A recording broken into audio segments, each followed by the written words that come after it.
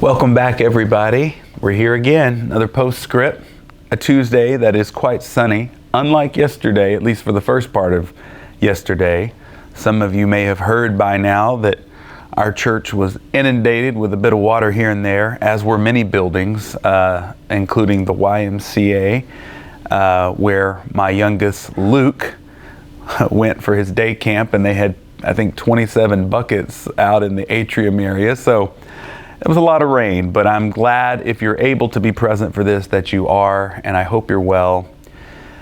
This last Sunday had me reading a scripture that was fairly intense. I did try to give a preface, a warning preface, because the language that is sometimes used by the biblical authors can be a bit intense. It can be a bit difficult for us. We don't come in on a Sunday morning necessarily expecting that, but it serves a purpose. Sometimes we do have to be jostled into awareness, and James does not mince words throughout the rather short text. James makes full use of all the language he has at his disposal for the purpose of instruction and uplift, but also judgment.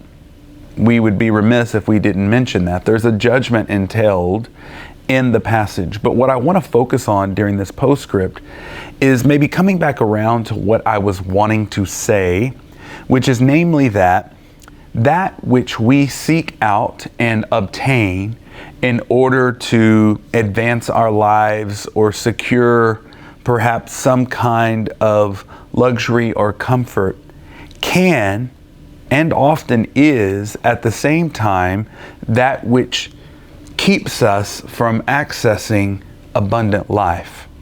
That's the tension. Maybe even the irony is that what you pursue, what you aspire for sometimes, is also what is keeping you from experiencing what is here right now to be experienced, or what could be experienced if we were able to let go of some of our aspirations and pursuits. This gets back to some of the previous sermons where I talked about the need for discerning. Is it our desire or is it someone else's desire? Where are these desires for these ways of life and these ways of being, doing, and thinking in the world? Where are they located? Where do they originate? And I think the discernment for each of us as to the whereabouts of those origins is an important task, an important spiritual practice, because it helps us decide, is this a desire that is of God, that is rooted in my faith? Or is it a misleading desire that's out here screaming at me and influencing me to do things that are actually going to take me away from that which is going to give my life meaning and purpose and abundance and joy? You see, so often we get caught up in what we think others want to see. We get caught up in pursuing things because we're told, and we internalize those messages. And it takes a text like James, or perhaps another text, or an experience most likely, to rid us of that notion, to disabuse us of certain ways of thinking, which can, as I said, be detrimental to our spiritual growth. That's true not only for us as individuals, but for us as a community. So if you leave the sermon or this postscript with anything, let it be this.